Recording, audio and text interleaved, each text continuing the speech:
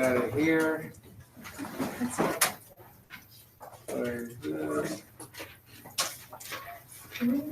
So it says the conductance, that one? The conductance of a wire. I don't know what the variable is for conductance, so I'm going with C. Varies directly as the square of the diameter. So directly means divide the square of the diameter, but also inversely as its length. So directly with this, inversely with length, or big L, whatever you want to do. Okay? Now what that kind of looks like is the square of the diameter is jointly related to C and L. That's true also, but it just worded it differently. It said conductance directly with this, inversely with that. So if that's true, and this always has a constant of proportionality, then no matter how many of these relationships I put together, whether it's 1, 1, 1, 2, 2, 2, 3, 3, 3, they should always be equal. So at this point, I'm just plugging and chugging. So it says 50 meters of wire, that's a length, so 50, with a conductance, say 50 meters of wire with a diameter of 2 millimeters. Diameter is 2, so 2 squared, has a conductance of 0.12 MHOs, which is ohm spelled backwards, according to this, which is our unit of conductance, and blah, blah, blah. If a wire of the same material has a length of 75, and a diameter of 2.5, what would be its conductance? And at this point, I'm just crunching numbers. So using my little slide rule, what could I do? I got 75 down. Slide the 75 down. And remember, it only works if I have a what? A fraction or expression equal to expression. If this had been that equals that plus 2, you can't go sliding around. That 2 is messing you up. But if I have a fraction equal to a fraction, or even an expression equal to expression, because even something like this is technically a fraction, right? So I can slide that 75 down, so it's no longer here. And now what? Slide that up. But again, I'm not doing anything life-changing. All I'm doing is dividing both sides by 75, which gets rid of that, multiplying both sides by 2.5 squared, which gets rid of that. And now I've got C by itself, so it's a matter of cleaning it up. Yeah? You get a calculator on this test, right? No. But you probably won't have stuff with decimals and all this junk like that. But even if you did, don't make it so brutal. What's 25 squared? 625 with 2 decimals. So 6.25. And I'll show you another way too if this bothers you. 0.12 is the same thing as what? 5 times 12. Okay, that's one thing you could think about is if this has 2 decimals behind, and this, you could say, I'm going to move this to that way and move, well, I don't know if I want to do that actually. Forget that. I'm just going to do this for right now. And then this gives me 75 times 4. Are you with me? And at this point, you could do one of 2 things. You can change them to fractions if you want to. That might be a little easier for you. Or you could just say stuff like, all right, 4 goes into 0.12. What would 4 go into 12? 3, so it's a 0.03. 25 cancels into that and into that. I could double the 6.25 and get what? 12.5. Now I'm to here. I'm just trying to avoid as much as I can. 3 goes into that what?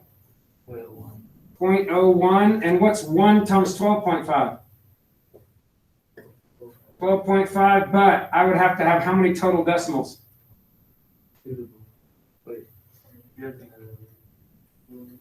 How many? 3. So 12.5. If you think about it as 12, if you think about it as 125 times 1, you'd get 125, but you have 1, 2, 3 decimal places. So 1, 2, 3 decimal places. So that's my C, 0.125. Another thing you can do from the very beginning is if you don't like any of this decimal, if you recognize that you stink at decimals, it's totally fine. Change them all. This is 5 halves squared. 0.12 is what? 12 hundredths, 650 is 325ths. which is 3/25ths. And then you have a 50, which is like a 50 over a 1. And then you have a 75, and you have a 4. So at that point, you can just start looking at it. Basically, you have 25 over 4, 3 over 25, 50 over 1. Lots of stuff cancels here. I know I still have the bottom part too. And on the bottom, I have 4 times 75. I'm going to leave it like this for now because I recognize that there's still more to clean up. And if you look at this point, I have a 2 times a 75 on the top. I'm sorry, 75 over 2 on the top. And I have a 75 times 4 on the bottom.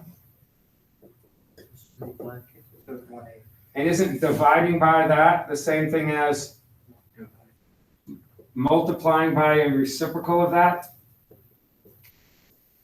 75 cancels, and what do you have left? 1/8? Guess what 1/8 is? 0.12. Whatever. But if you're wondering, is this test about you understanding how to simplify with decimals and fractions? No. So you probably won't be riddled with that kind of stuff. But you should have a plan for that. That would be on a math team test if you had something like that. And by the way, we are having one math tournament this year. It is a state tournament. It will be here in our building, hosted by me and Helmers.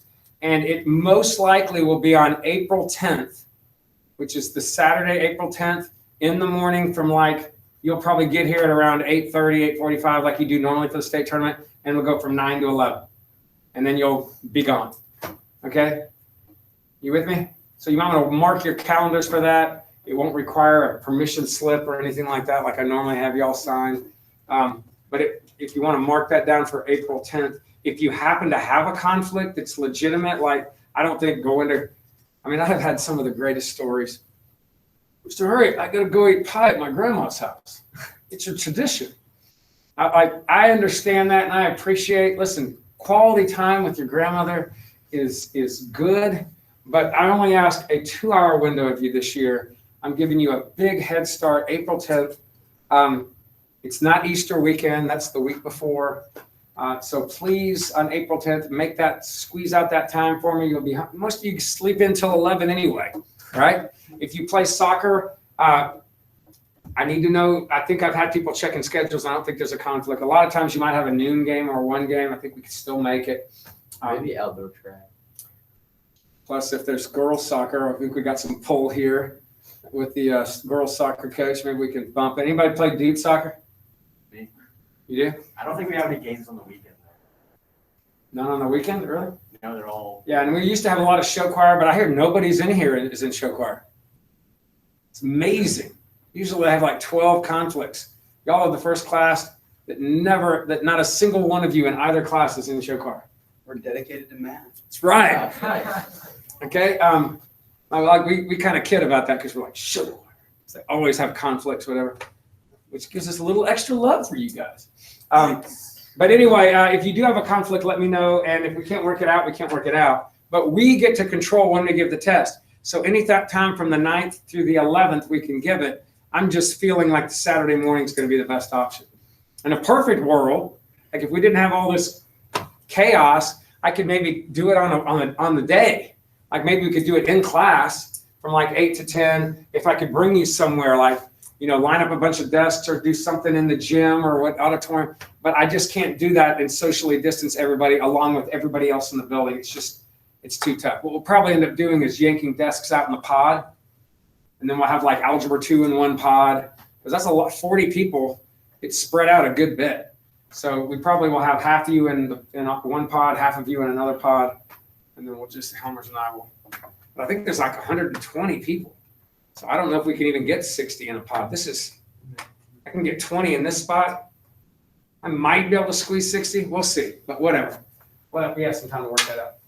All right, we got to keep the roll going. We've been sweeping the state tournament every year until 2 years ago. 2 years ago, Who was it? my comprehensive team, of course, we lost a bunch of people to show choir or whatever. We got beat by this team in Montgomery, a private school, and they snuck up and eked out a victory. And last year we turned around and they basically, I know a guy who has some friends there, and there's a set of twins, and then there's these two other guys. There's four of them, and they're all, I'll just say it, they're all Asian geniuses, and a couple of them have already graduated. But I know we need more Asians here. I'm telling you, they all go to Vestavia. Yeah. We get the artsy ones, that are creative and stuff like that. We need the engineering ones. Anyway, they beat us. And last year we came back with my juniors and just gave them a smackdown with Michael Mormon and Hugh and all those guys. Just really gave them a beating. They didn't know it hit them. So I'm hoping the same from you guys. It's really nice to actually win your state 4 years in a row. So, you swept it. So, and that usually is the case since we've been in 6A. I think we're up to I think I've gotten my kids to win 23 state championships over the years. I think I have two teams. I think Homer's is 11 or 12 or whatever, but he's got that one team. So we're all pretty much in sync. He had the worst beating or the worst loss in history once. He lost by 1 point. It was 576 to 575, and he really got just done wrong with it. In that there was a massive ice storm that hit Birmingham, that hit Alabama, but it didn't hit Birmingham. So everybody north of Birmingham got iced over. They couldn't make it to the tournament. Helmer's, we just got rained on. So his kids took it in February 21st or something. Well, because of the ice storm, they couldn't get another date that worked until April. So everybody else in the state not only got a glimpse at the test, most likely, because people talk, but also got an extra 2 months to prepare it. And he got beat by 1 point. Bunch of clowns. It was heartbreaking. I watched him open the file too. We were at the Hoover tournament. I saw him. I said, "I'm at the results, man." He goes, "Oh, sweet." I can see him. He goes, so hard to watch it. Anyway, all right, so guys, here's what we're going to do today. We're going to take the first step towards polynomials by doing something, two different things. One is long division of polynomials, and one is synthetic division. And one of the things we do a ton when we get to polynomials that we can't factor. We're pretty good at factoring polynomials that are x squared. And a couple of times we can do them maybe with an x cubed in there because we've learned how to group. Remember factoring where we grouped them into pairs or 3 and 1? Some of you are like, I don't remember. But we did do that. But beyond that, if it's x to the 4th or x to the 5th, big polynomials, I don't know how to factor those. So what we do is we start chipping away at it. It's kind of like this. If I told you right now to factor the number 20 and tell me the prime factorization, can you do that in your head? Yeah, because in your head you could go, well, that's 4 times 5, which is 2 squared times 5, right? So you were just able to factor it for me. And sometimes that's kind of like me factoring a polynomial like this. You look at it and you're like, oh, I can factor those using my factoring rules, right? But sometimes I'll give you a number like this. And I'll say factor that. Right now, give me its prime factorization. And you're like, dude, I don't know. But what you might know is something that goes into it, right? Like you look at that and you go, well, I know it ends in an even number, so I know even goes in. So, I know a 2 goes in. So maybe you divide 2 in there, right? And you're like, all right, I know a 2 goes in. And then you go, all right, it still ends in a 0. I can divide another 2 in there. And what you do in this case is you start chipping away at it, one little root at a time, one little factor at a time. That's what we're going to do with polynomials. If I give you a really big polynomial that we, like right here, I gave you a polynomial you could factor. But if I give you a really huge polynomial,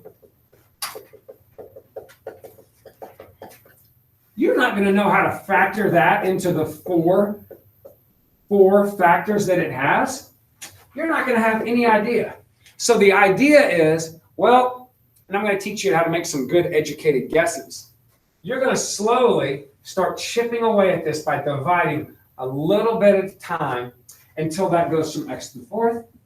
If I can find something that goes in there evenly, like this one in there evenly, the 2 did, give you no remainder, right? If I can chip away and find something that goes in there evenly, I can go from x to the fourth to x cubed. And if I can find another one, to x squared. And if I can finally will it down to x squared, what can you always do to find the last 2 roots? Even if you can't factor it. You can get it down to, do what? Quadratic formula. So if you can get it down to x squared, even if it's not factorable, you could stick your a, b, and c in the quadratic formula and get the last couple. So that's kind of the vision for what we're doing. But to start doing division with polynomials, you're going to have to know how to divide polynomials. That's what we're doing today. So the 2 ways to divide, the first one is really annoying, but you will need it in calculus. You'll only need it maybe on a couple of problems on this test, but it's called long division. And let me remind you that with this long division, even though it's going to be a little tedious, in calculus it ends up not being a big deal because you only do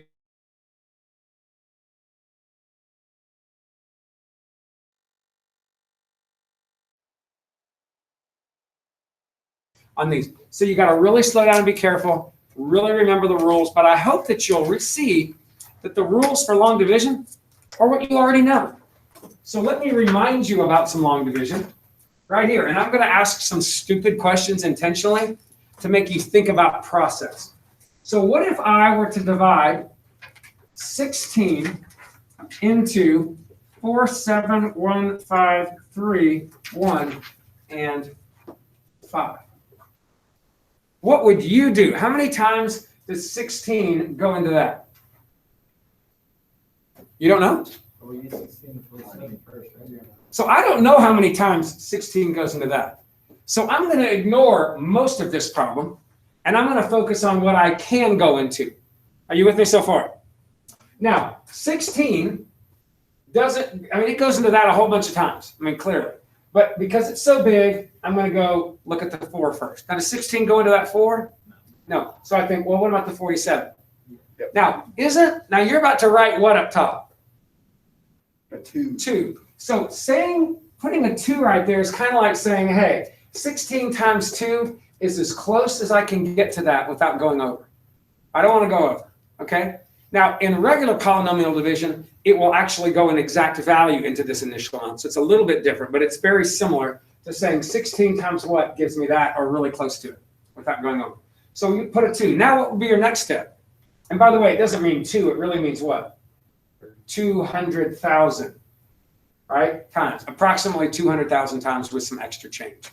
And then we're about to figure the change. So next step would be what? Multiply 2 by 16. Multiply 2 by 16 and put it there. And really, I'm multiplying 200,000 by 16, and I'm getting 3,200,000. But you're with me, right? Now, what would be the next step after writing this? Subtract the 32 from the... Now, how do I show that mathematically? Again, I'm going to ask you some stupid questions. Put a minus there. So if I put a minus there, you're saying I should add the 7 and the 2, and then subtract the 4 and the 3? Minus sign on both, though. No. So you're saying, even though there's a minus there, that minus goes with everything.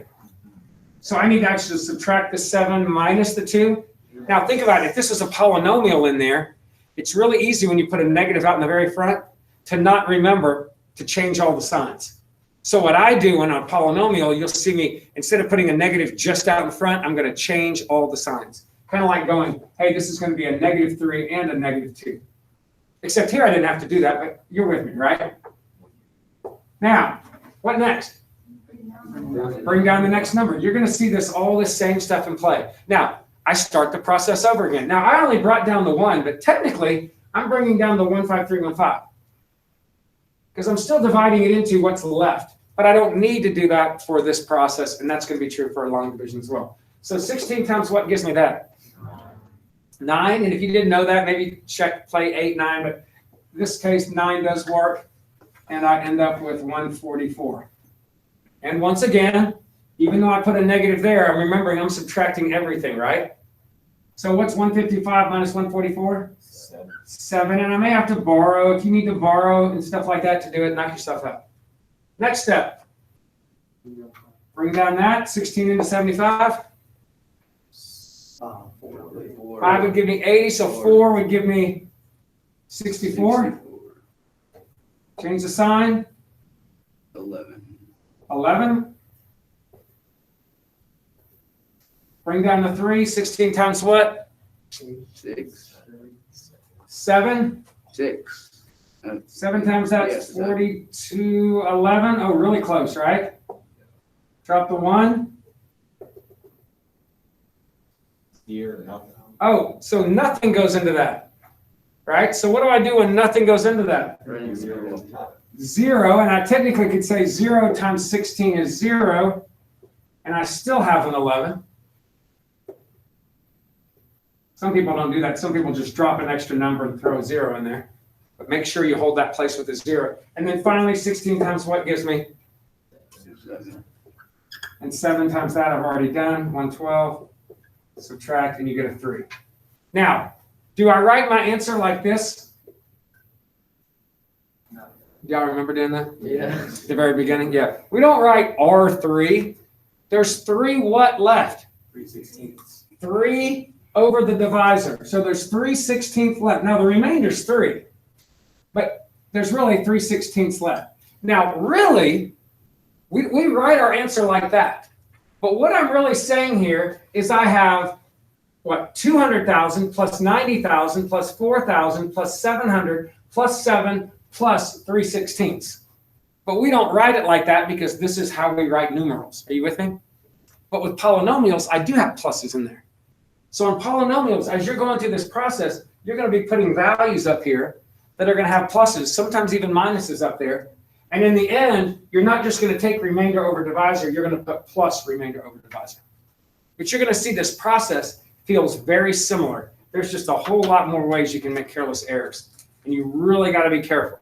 All right, so check it out. What if I told you to divide x squared minus 2x minus 1 into x to the 6th minus 3x to the 5th plus 2x cubed minus x squared plus 2x minus 8. So I want you to divide this. Now, that's a fraction, right? So you're dividing. The way to divide it is to, this number goes on the outside, right? Now, tell me what you think I might be doing wrong here. I'm taking that number and dividing it into this number. Now, as I start to write this, do you notice something? Am I missing something? I'm missing an x to the 4th term. Missing an x to the 4th term is like having a 0. I'm missing a 10th place. But I still put a 0 in there, don't I? If I had a 0 in this number, what if my original number had a 0 there? Can you just ignore that 0 and write 471315? Can you just ignore it if I had that? No, you have to keep the 0 holding the place value. Well, that's the same thing with polynomials. But with polynomials, I don't need to put the 0 when I write it out. But if I divide, I have to hold those places.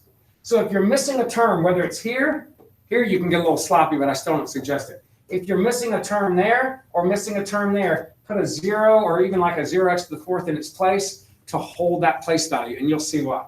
So I'm going to put a 0 right here for the x to the 4th, then come down with the 2x cubed, the x squared, the 2x, and the minus 8. And then because I realize as a teacher how many times I see people mess this up, double check you copied the problem down right. I can't tell you how many times people just forget a negative sign and end up missing everything because of that. I mean, you would still get a lot of credit if your work was good. All right, now, remember what I did here? 16 times what gets me close to that? Well, let's just think about that. X squared times what gets me close to that? 1. Now, a lot of people say 3. X squared times 3 gives me 3x squared. Or a lot of people say x cubed. But x squared times x cubed gives me x to the 5th. So what times x squared gives me that? X to the fourth. X to the fourth.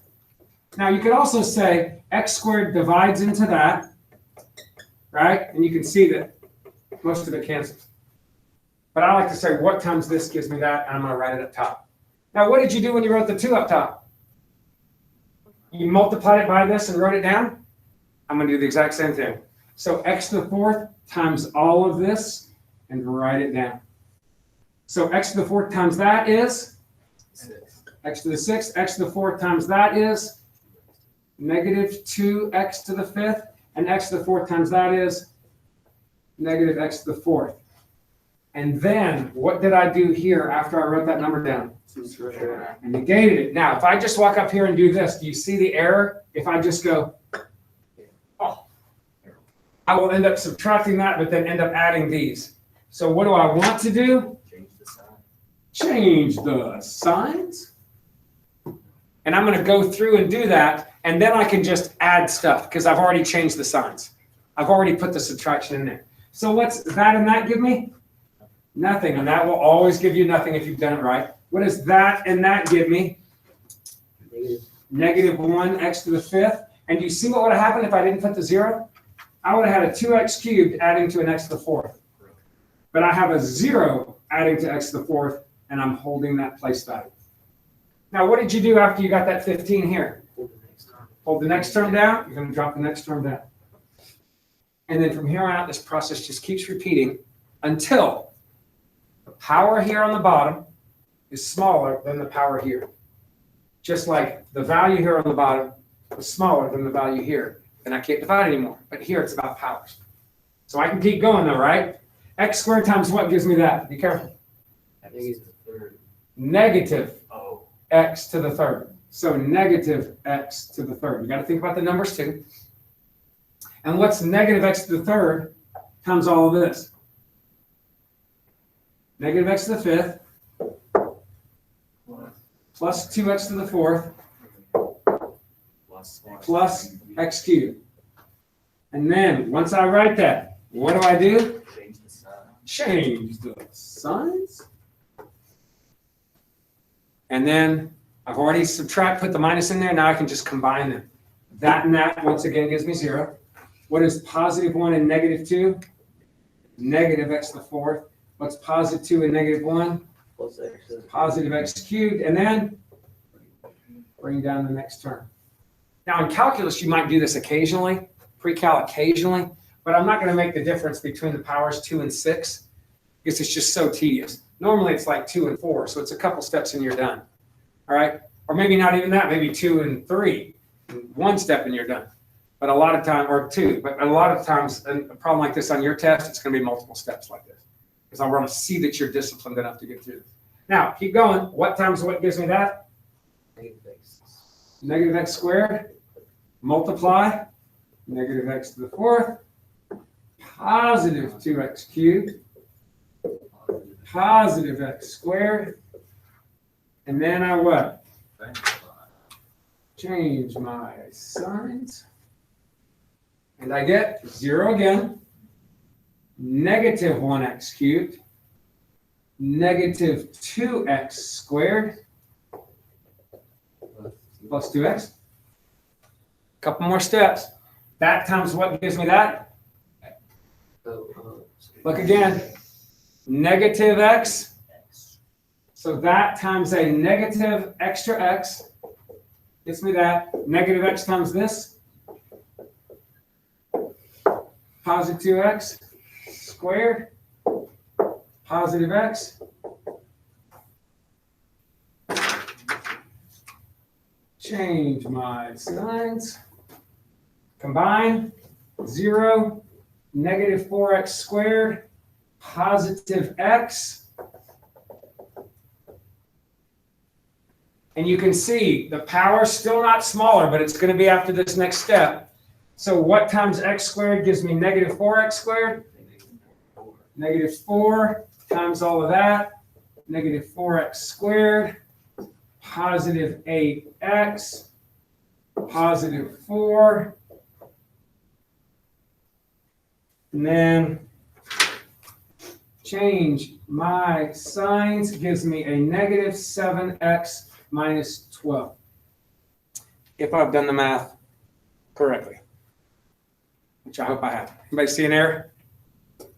Okay, now how do I write my final answer?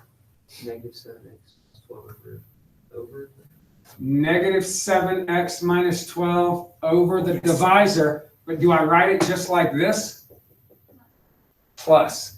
So I put a plus in there, which again, I didn't do here because I don't write numerals that way, but this technically means that plus 3/16, but with polynomials, I gotta have a plus or minus between each term.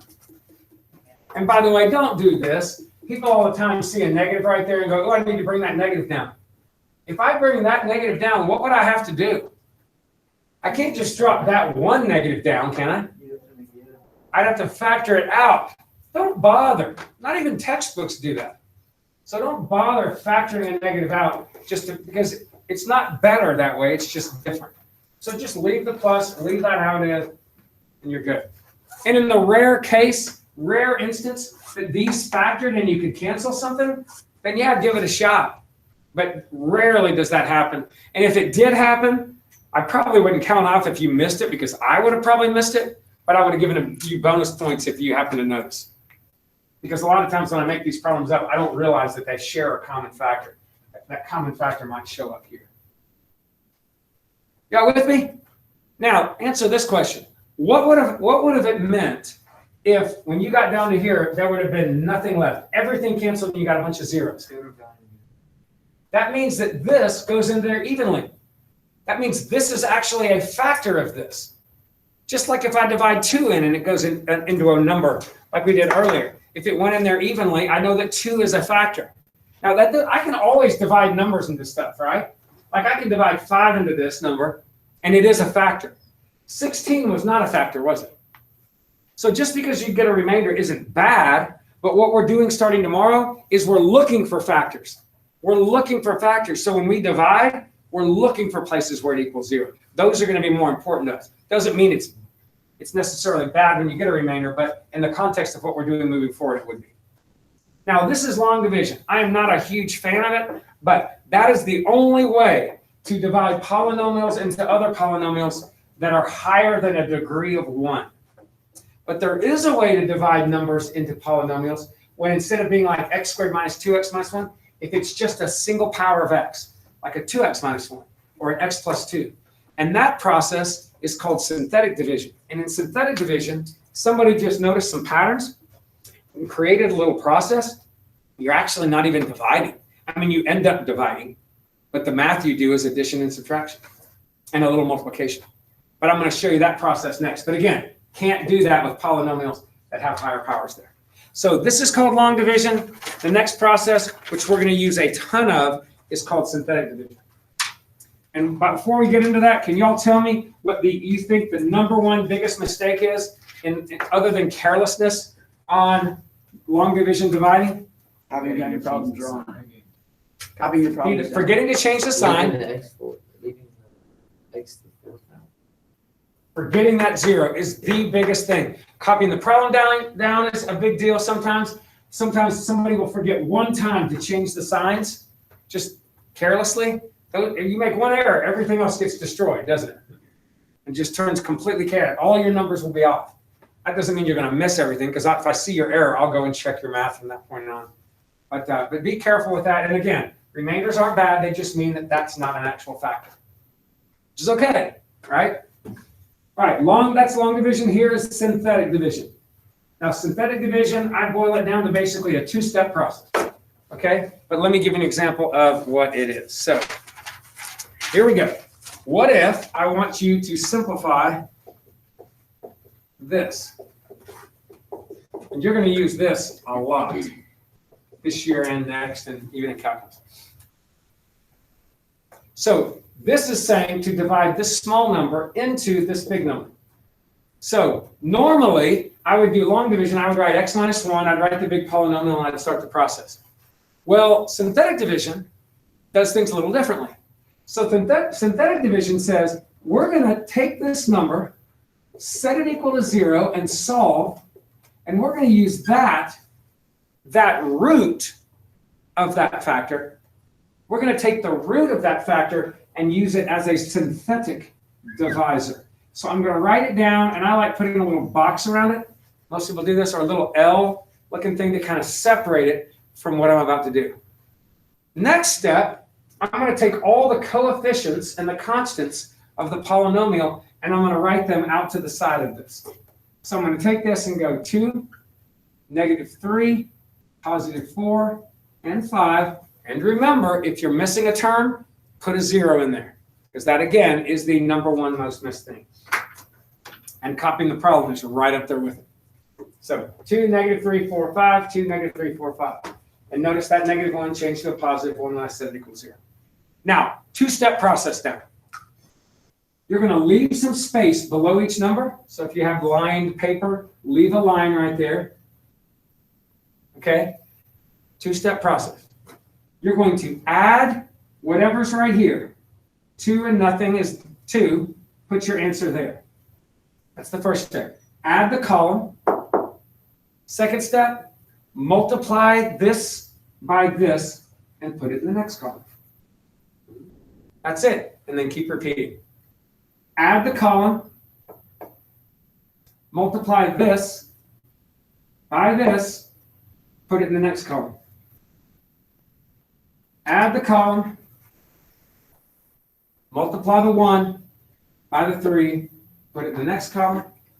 Add the column, and at that point, there's nothing else to do. Now, this is your answer. You just have to uncode it now. Anybody got a guess on what the 8 represents? That's your remainder. Okay? The 8 is your remainder. So what do you do with that? You put the 8 over the what? The divisor that you were using, x minus 1. Don't put it over 1, because remember, this is a synthetic way of dividing. So it's some artificial way that actually works, but only with powers of 1 of x. And what do you think the 3 is then? That's the constant. Bring the 3 down, make sure you add it. What do you think the -1 is? The coefficient for the x to the first. For the coefficient of x to the first, so -1x. If that's +3, put a plus there. What do you think the 2 is? The x squared. Coefficient for the x squared. And that is the same thing as that. It's just another way to rewrite it. It's like me saying, hey, 24/5 is the same thing as 4 4/5, right? I'm saying this fraction is the same thing as that plus that fraction. This fraction is the same thing as that plus that fraction. It's the same thing we're doing. We're dividing and writing it out. So remember, last term, sometimes people put this little dotted thing there. Last is the remainder. And if I get a remainder of 0, what does that mean about x minus 1? It's a factor. And if I was actually trying to factor that, that would be huge for me. Because if it goes in there 0 times, I can go, sweet. Like hypothetically, what if that 5 right there was -3? If that 5 was a -3, you would have gotten a 0 here, right? And that means you had no remainder, right? I have just found, so if I was trying to factor this top number right here, I know that it's equal to x minus 1, that's where the 1 came from, times some other stuff, right? And then now I could take that and plug it in the quadratic formula to find the other factors, or if I could factor it, go ahead and factor it. And this is going to be the process we're doing. We're taking these big log polynomials and trying to break them down into smaller ones so we can find these solutions. All right, let me show you another one. What if, what kind of time do I have? 9 minutes? Okay, now, you'll notice on this first one, this is what we had, right? On the first one, there was an x minus 1. You'll notice that the initial factor there was a 1. All right? The next one I do, you're going to notice the initial factor is not going to be a 1. And this is where it gets, the explanation's tricky, but how to do them is not tricky. Check this out. 5x to the 4th. I'm taking this polynomial and dividing it by a 5x minus 3. Now, if you use the rules that I just gave you, you need to find the synthetic divisor, right? And the synthetic divisor tells you to take the 5x minus 3, set it equal to 0, and solve. And you get 3/5. And that's true. You are going to do that, and you're going to write the 3/5 down. And if you're thinking, man, I hate fractions, you'll actually probably like them a little better in the long run. But on this one, it's a little annoying. All right, then you're going to take the numbers, the 5, the -3, the 10, and the 2, right? Really? Yes, you will do that. Talk to me. They're gonna add a 0, right? I'm missing a term. I'm missing the x squared term. See how easy it is to miss that? If you're missing the x squared term, you've got to have a 0 in there for the x squared term. Then you come back with the 10 and the 2. It's so easy to forget that. Now I have a question for you. What if I didn't give you this right here, but instead I gave you this?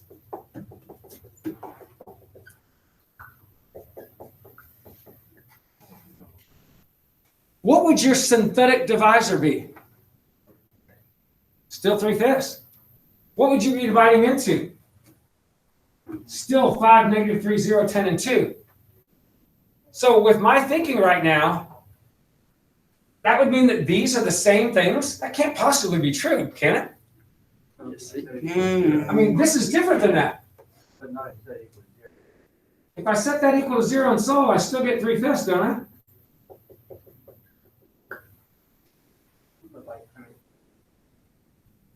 The pink one is the same as the one, but everything's multiplied by 5. But I still get 3/5, right? Oh, yes, if I'm hearing you correctly. So, but my point is, guys, these are different problems. They mean different things, don't they? I mean, think about it. What if x is 1? If x is 1, the bottom is 2. If x is 1 here, the bottom is 2/5. Those have to be different numbers. But yet my rules, if I just follow the rules I did here, I run into a little trouble. Well, the reality is, this 5x minus 3, if I factor out a 5, is this, right?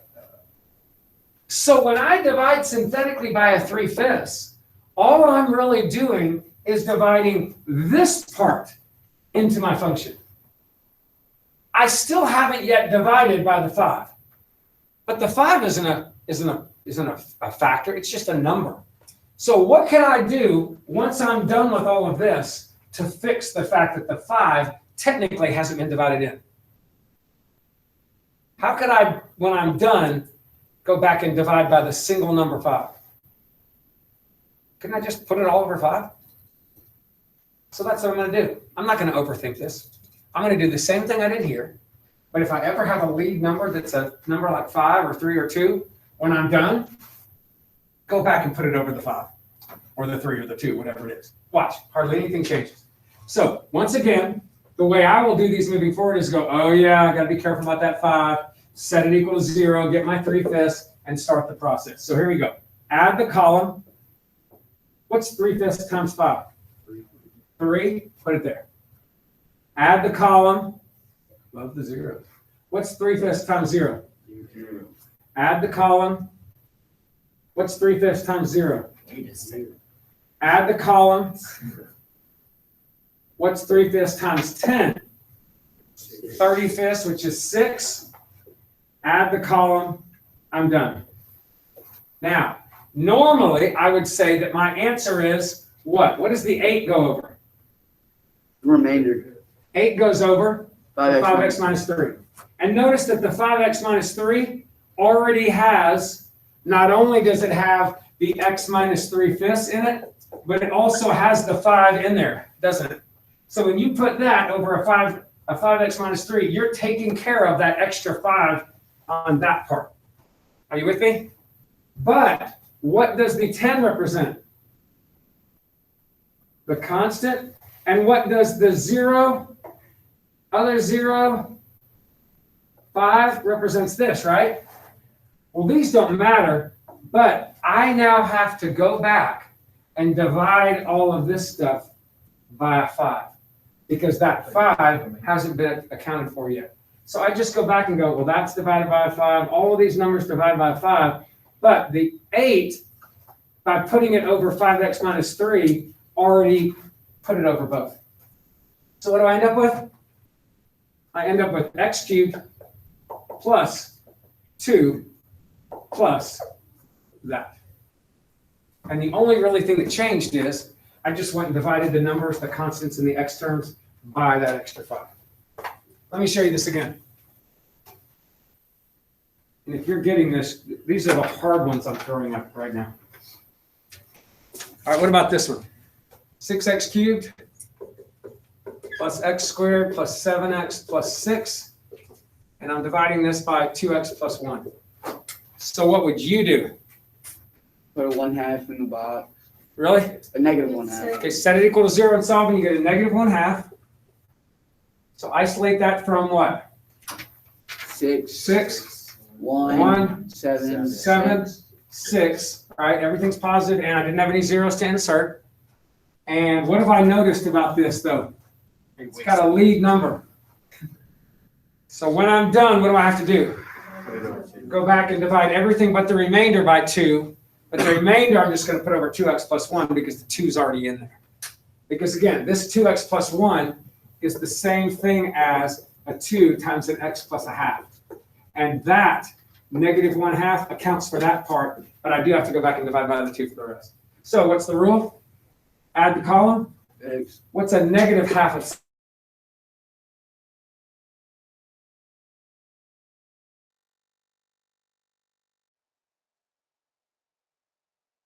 there? 7 and 1 is 8. Negative a half of 8. Negative 4. Negative 4, add the column. Now, I'm going to put the 2 over what? 2x plus 1. 2x plus 1. The 8 is the constant, but it's going to have to go over what? A 2. The negative 2 goes with X. x, but it also has to go over a 2. 2. And the 6 goes with, X squared. but it also has to go over 2. So 3x squared minus x, positive 4, plus 2 over 2x plus 1. And that is synthetic division. Not too bad? All right. And then tomorrow, we'll start getting busy with how to use all this.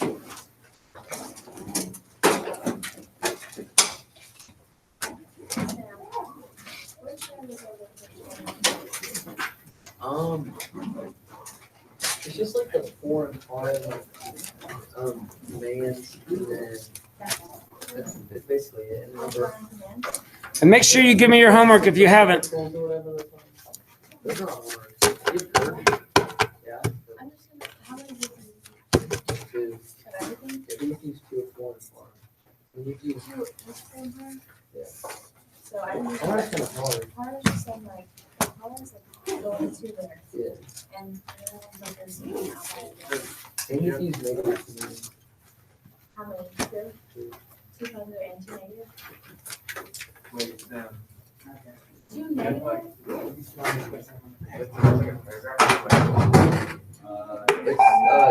a writing essay. Um, That's it. No, no, they get It's not like where you're right.